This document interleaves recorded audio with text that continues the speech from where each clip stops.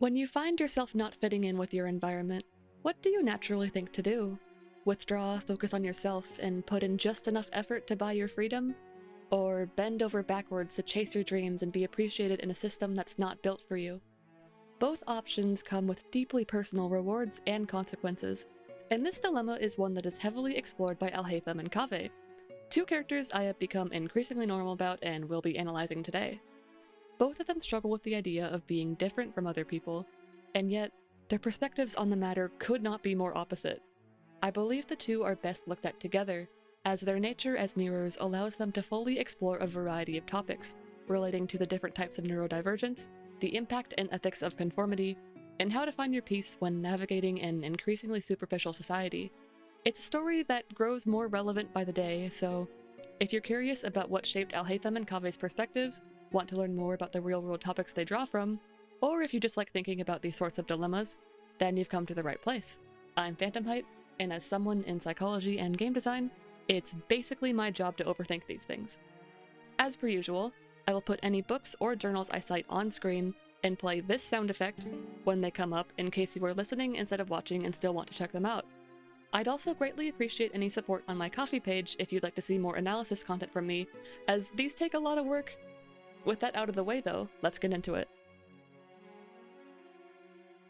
To set the groundwork, I want to first cover both characters' philosophies as well as the factors that shaped them, starting with Alhaitham as his is more straightforward. Something you'll notice almost immediately about Alhaitham is that he draws his self-concept solely from internal factors, as opposed to seeking conformity, fame, labels, or any sort of external validation. He only cares about having the personal freedom to do and act exactly as he wants to. In other words, he values authenticity above all, which comes with its own set of benefits and challenges. Alhaitham's story quest does a lot of lifting in terms of establishing his perspective, as a recurring theme throughout the quest is that his actions benefit him on an individual level while harming him on a societal level. For one, he only joins the Siraj investigation to begin with due to personal interest, which immediately defies the norms expected of an acting Grand Sage. Paimon comments that it's strange that he has enough free time to just join any random case he finds intriguing, and many NPCs are startled after realizing that such a powerful person is personally investigating them, spreading rumors about how the acting Grand Sage is trying to seize power. It explains why Alhaitham was against being promoted to a powerful position in the first place, and why he relinquished the title shortly after, as fancy labels and external factors only bring trouble and unwanted attention to the standard everyday things that he wants to do for himself, which often do not fit his expected identity of an esteemed busybody. His insistence on acting in accordance with his personal interests is also one of his greatest strengths though, as it gives him a greater level of motivation compared to other people in Sumeru. Following the downfall of the sages and the Akasha Terminal, it is noted that many people lost the drive to conduct their research projects, as they do not know what topics the next appointed sages will be interested in, nor do they have access to readily available pre-parsed information anymore. The entire research industry starts to come to a halt as a result, which leaves one crucial implication about the Sumeru academia scholars, that being, a lot of their work involves simply pursuing whatever their higher-ups are interested in, as opposed to having their own ideas, and the prospect of manually sifting through books as opposed to being fed information from the Akasha Terminal is uncomfortable to them. Definitely not an allegory for the internet. Alhaitham remains an exception to this pattern though, as his insistence on thinking for himself, pursuing his own goals, and doing his own research means that no number of external factors in the academia can crush his drive. The rest of the quest plays a lot more with this core idea of thinking for oneself, as well as the ways in which doing so or not doing so can affect one's mental health. As the main villain of the quest, Siraj embodies everything opposite to Alhaitham's ideals. He speaks about how it is natural for social creatures to conform, and that people like Alhaitham, who preach the benefits of personal truths, aren't considering the fact that other people would rather just live easy lives, preferring to have as many things automated as possible and simply following whatever society wants.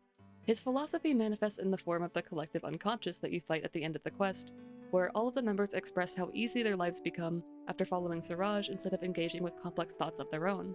After all, it appears to be the most carefree and relaxed way of living possible. But Alhaitham's entire existence challenges this idea.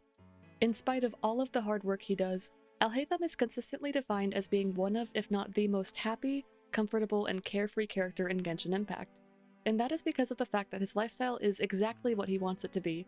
He completes only enough official duties to grant himself financial freedom, clocking out to read and take naps the second his shifts end.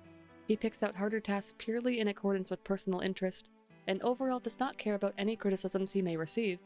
Notably, his lack of care about what people think does not stem from arrogance or apathy, but rather the fact that becoming important at work would literally be this guy's worst nightmare. Extra duties, expectations, and superficial conversations would quickly infringe upon his free time and comfort, and it would be easy to lose his mental peace to the pressure to conform and live up to his maximum potential instead. His life as an absolute genius working an ordinary job may appear contradictory or disappointing, but since he derives his self-worth from personal values instead of societal expectations, he doesn't care. If anything, he finds great amusement in being a walking contradiction to these exact expectations, and loves turning words against their original meanings. He is an intellectual prodigy, producing the best research papers in the nation, despite counting down the seconds till he can go nap after his shifts end. He's a self-proclaimed feeble scholar, who just happens to have the strength to overthrow an artificial god. He is literally too lazy to do anything that people want him to do, but then he'll complain if he has to stop reading complex academic texts for 10 minutes to eat soup. Overall, his rejection of norms brings him enjoyment and peace, while also allowing him to easily point out the mental turmoil of people like Siraj, who focus on conformity instead. In particular, Alhaitham is hyper-aware of the level of dissociation required to live superficially, and the fact that doing so is a method of escapism at the end of the day. Even with Siraj's collective consciousness experiment, where everyone was able to live in a carefree automated hive mind, the participants had to forcefully forget about the things that were important to them in order to be okay with joining. If they tried to conform while in touch with their feelings, it would bring them immense pain as they would start to feel trapped, and Alhaitham even comments that the aforementioned memory loss was a defense mechanism against extreme stress. It is a clear example of the fact that living out of alignment with your values can only bring you solace if you are disconnected from your true self. After all, value alignment is a huge part of self-esteem. How can you like yourself if you do not embody any of the things that you actually care about? You probably wouldn't, which is a huge reason why Alhaitham is so determined to keep his goals and behavior as authentic and free of influence as possible. A number of his character stories dive even further into the harmful ways that societal expectations can shape a person's development. In his character story 3, a part of Alhaitham's philosophy explained is the fact that he believes society uses rules to regulate individuals, stating that rules define borders and set limits. His story quest explored this idea in the context of personal direction, where the expectations set by the sages provided people with their only means of deciding what they were interested in, but his character stories show even more applications. For example, he criticizes the fact that many talented people in Sumeru are given fancy labels such as genius, prodigy, or superhuman, as the titles imply that these people are only successful because they are born different, therefore creating an excuse for underachievers. Once again, these terms are an example of a rule that defines a border and sets a limit. If you are not born differently, you may decide to sit back and indulge in lazier habits, while being labeled as a genius might force you into a cycle of overwhelming productivity and impossible expectations.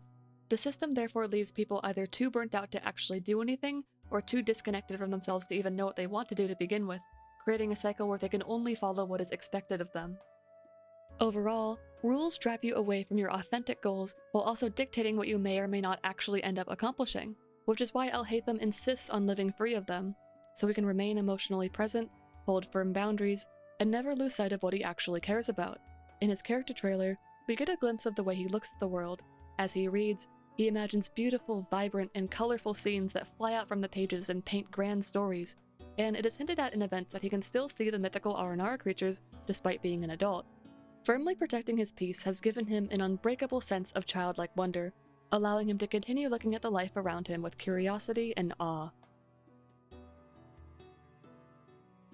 A huge part of why Alhaitham is comfortable living the way he does is because of the way he was raised. His grandmother always spoke of the importance of reading and questioning information, ensuring that Alhaitham would learn to think for himself. Additionally, her level of support for him allows him to develop healthy and extremely stable self-esteem.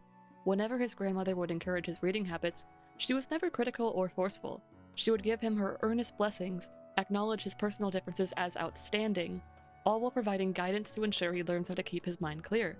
Many of the books that Alhaitham read as a kid were secretly stuffed with well wishes and notes from both her and his father, with a particular one stating, "May my child Alhaitham lead a peaceful life." It encourages his passion for reading to the extent that he already starts reading complex academic journals at the age of 7. Importantly, Alhaitham has consistently had his true self seen, cared for, and nurtured, allowing him to flourish and refine his passions early, so it becomes a lot harder for him to transition into a society dictated by expectations of conformity instead. His character story 5 says that after half a day of his first time attending school, he decided everyone was boring, the rules were meaningless, and that he'd rather study on his own. His home environment had already taught him a way to live that was much more suited to him than what the system could provide. Another factor in Alhaitham's outlook comes from the fact that his character has a lot of neurodivergent implications. I prefer not to focus my character psychology videos on trying to label or diagnose characters, but Alhaitham is a character that I believe a lot of people on the autism spectrum would resonate with. Even outside of the fact that the story is directly about rejecting conformity and being fundamentally different from other people, a lot of his specific traits and habits line up with ASD as well. I'm going to run through a bunch of them while putting sources about the psychology on screen. For one, Alhaitham is uniquely sensitive to sensory stimuli, being the only character who refuses to go anywhere without wearing soundproof earpieces, hating noise, and even wearing them to sleep on days when Kaveh works late in another room. He is also notoriously picky about his routines, following a strict schedule where the literal second he is off the clock, he will not even answer people's questions until his next working hour. Much of the way he communicates falls in line as well, as he has flat affect and dry humor, often holding a serious expression and relying on sarcasm when joking around, and he mentions generally not being interested in social interaction. His work habits in particular stand out to me a lot, as Alhaitham operates purely in accordance with his interests. Even when he is taking meeting notes as Sumeru's scribe, he's inattentive unless he personally cares about the topic, and he overall places a great deal of importance upon being logical instead of emotional, with people often mistaking his bluntness for malicious intent. Granted, there are absolutely some people who will say that as an excuse to be rude, but Alhaitham in particular is usually still kind when he's not nice, helping and holding no resentment for the people who wrong him in his quests, even if he refuses to abide by any expected social pleasantries. I like that the story quest calls out this misunderstanding explicitly, where a lot of NPCs under Siraj assume Alhaitham is a bad person on principle before thinking about what he actually says as opposed to the tone he speaks with. Regardless of whether you subscribe to the theory though, his story being connected to neurodivergence can make it a lot more powerful in my opinion.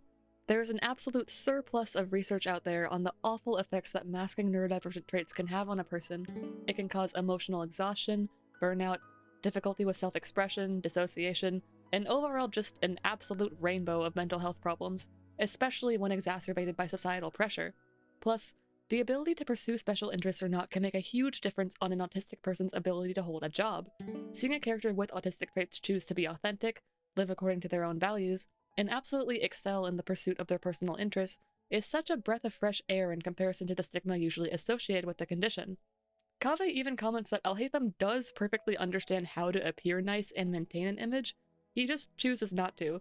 It allows Alhaitham to convey a story about the value of embracing your true self instead of living in a mask, with him leading a happy, healthy life as a result.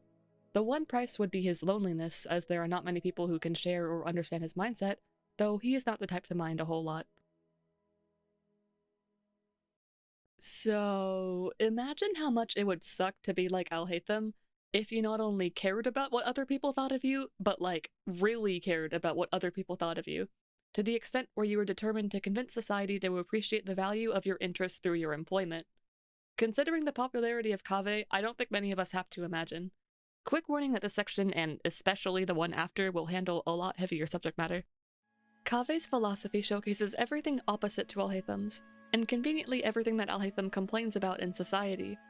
He is described as someone who struggles with reality, as while Alhaitham escapes from external factors by finding confidence in his internal views, Kaveh escapes from his internal views by finding solace in external factors. Everywhere Kaveh goes, fancy labels, titles, and fame follow him. His name is described in his character stories as a synonym for achievement in the field of design. Students from his darshan brag about his achievements and tell stories about the ways in which he designed a palace and lighthouse all on his own, or spread fantasies about him completing perfect designs in a single stroke. And beneath all of it, beneath even Kaveh himself, indulging these ideas by dressing like a successful person and wearing a happy expression, his personal life continues to crumble. He feels a crushing pressure to live up to these names and expectations, despite not being the perfect fantasy person that people idealize him as, needing to spend countless hours to complete a design, and valuing his artistic integrity even if people mistake it for effortless success. As this goes on, debt racks up, whether it be in terms of money or sleep, all while Kaveh finds himself at the bar each week for any sort of escape. If Alhaitham embodies authenticity at the cost of your image, Kaveh embodies image at the cost of yourself. After all, if he can just finish that one project, please that one customer, or sway that one scholar, maybe it will all be okay. A huge part of why Kaveh's work affects him so much is because of how much he genuinely cares about it. He has a deep love of art, wanting to convey lives through his designs by ensuring they are brilliant from both an aesthetic and humanistic perspective. Many people in Sumeru do not care about such things, leading even the mention of the arts to be treated as a joke in the nation. It brings Kaveh's expectations of himself from perfection to borderline superhuman, as he wants to bring his artistic visions to life, but he also wants other people to be able to appreciate them. Essentially, he wants to receive the benefits of conformity while still staying true to himself, true to a person who is very different from most other people. As a result, we see him going through revision after revision to impress those who have completely opposite values from him without compromising his ideals. It ends in total exhaustion, all while Kaveh is left believing that the future of art in Sumeru could be dependent on his work. After all, who but a genius would make such projects in a society dictated by automation and conformity? Just as Alhaitham's philosophy suggests, Kaveh's fancy titles are traps that keep him pursuing a never-ending haul of achievements in the hopes that he can one day resolve his shame and improve the reality of the system that he hates so much. In spite of all of his struggles, and all of the people who label him as naive for them, Kaveh's mindset is still a testament to his character. He is simply a genuine and passionate person, and the wish to pursue your authentic goals within the system you live in is natural. Not everyone is content to keep such things on the side the way that Alhaitham does, and Kaveh is still the best of the best in terms of both dedication and skill. Even Nahida, the Archon of Sumeru, states that Kaveh has an almost perfect grasp of the true meaning of wisdom and what it means for Sumeru to be the nation of it. She notes that his ideas may never be accepted by the mainstream, but that does not make them any lesser. Kaveh may struggle a lot, but that is only because he refuses to resign himself to either hurting other people or giving up on his dreams, two things that are inherently positive traits, two things that make people love him. Overall, money is at the root of all of his conflicts. It is the reason Kaveh has to care about conformity, as his own survival comes down to whether or not people can appreciate his visions. Kaveh wants more than anything to be himself, to be authentic, and to share his ideas with the world, and to grow, but the structure of Sumeru is built to prioritize external factors. What makes the most mora? What takes the least effort? What can be done the fastest? These are all questions that Kaveh will never care about, and yet they are the only things on the minds of the people he works for. While Alhaitham's authenticity brings him peace, Kaveh's authenticity remains limited by factors outside of his control. Much of the reason Kaveh ends up in so much pain to begin with is because of the way he grew up, further explaining why he struggles to maintain a healthy relationship with his work. His early childhood resembles Alhaitham's, with him coming from another family of successful overachievers and obsessing over block puzzles that inspire his love of architecture.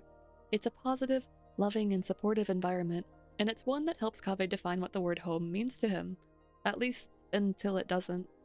There is a key event from Kaveh's childhood that causes him to develop a lifelong sense of debilitating guilt and shame, which ends up being the reason for his chronic people-pleasing and self-sacrificial behaviors. That being, Kaveh's father entered a competition at Kaveh's personal request, only to pass away during it. It leaves Kaveh believing that he is responsible for what happened, and his mindset is never the same after. While there is not a ton of research on the psychology of people who cause accidental deaths, the experience is associated with PTSD and c-ptsd, causing the same unbearable feelings that, like with Kaveh, keep the perpetrator hyper-focused on external distractions for solace.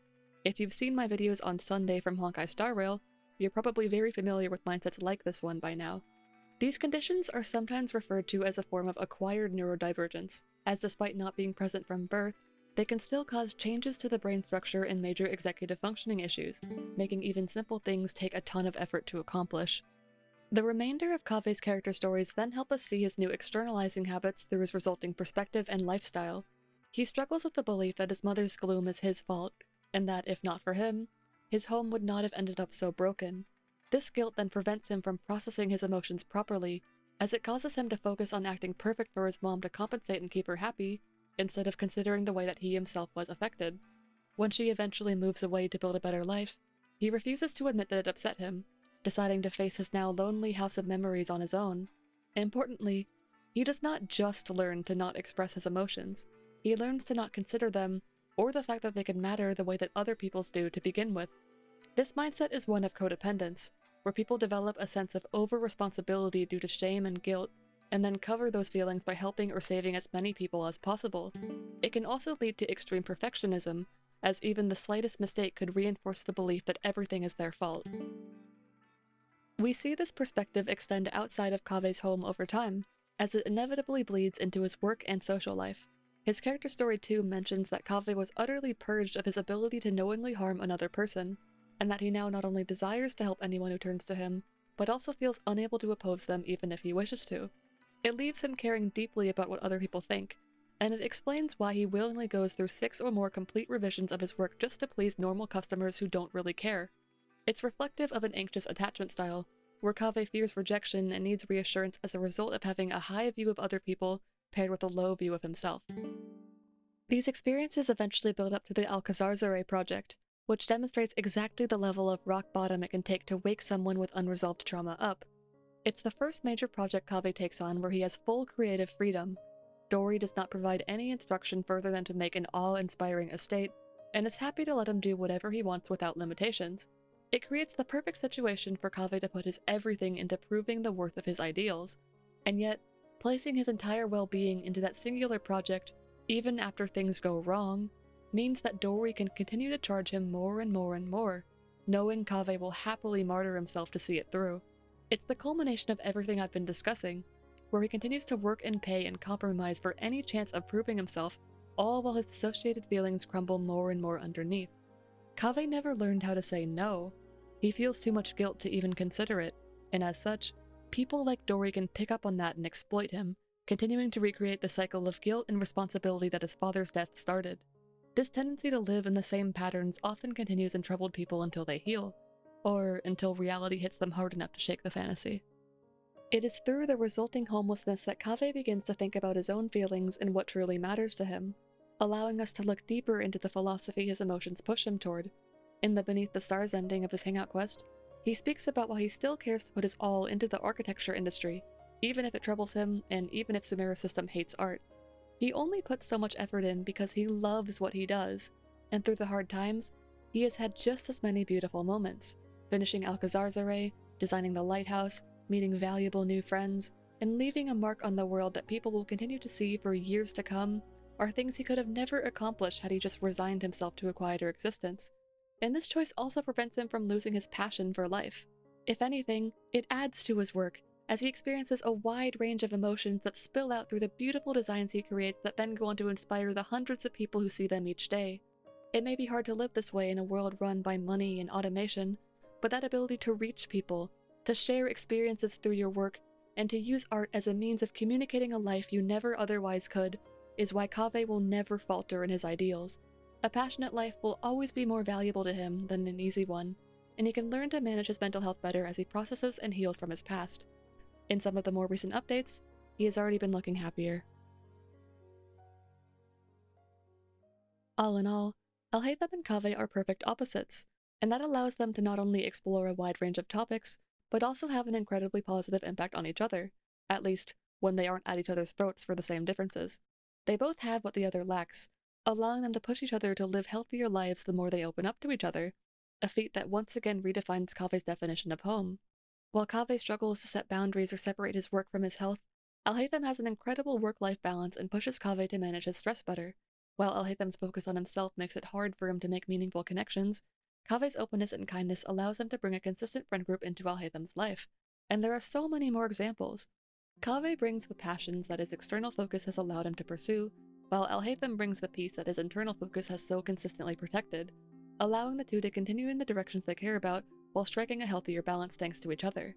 With them both being academics who struggle to fit in and lack familial attachments, they can understand each other and grow together on a deeper level than most others. It's why their constant fights never truly separate them, as there are genuine positives to both worldviews that they want to help each other through promoting, even if that is sometimes, more than sometimes, done a bit too harshly. Individually, though, I believe their characters raise a lot of interesting points about the impact of your upbringing and environment on both art and personal development, as well as what it means to build the life that is best for you. Especially for neurodivergent people, it can often feel that the only two options are either full withdrawal or self-sacrifice, So it's interesting to me to see the balance Alhaitham and Kaveh reach, as well as the benefits and downsides explored. Alhaitham's egoism brings him peace, happiness, and curiosity, though he admits to being too lazy to possess many ambitions, preferring his relaxed and comfortable lifestyle to something more impassioned. Kaveh's work brings him anxiety, rejection, and pain, though it also lets him fulfill his greatest dreams, feed into his deepest passions, and leave an impact that will be seen in countless generations to come. They both fight for their own authenticity in opposite ways, and at the end of the day, neither mindset is inherently better or worse, nor can they be argued objectively. It is a matter of personal values that leaves just one question: what is the best path that you can create for yourself? Before I close off, I just want to again say thank you if you made it to the end. If you know me, you know I love using media analysis as a way to learn and make information accessible, so I'll be continuing to make this kind of content going forward if you do want to subscribe. These videos take a ton of time and energy to make, so I'd really appreciate any support on my Ko-fi page, or even just hearing your thoughts down below, as I do read all of my comments and love seeing different perspectives. That said though, thank you again, and do take care of yourself.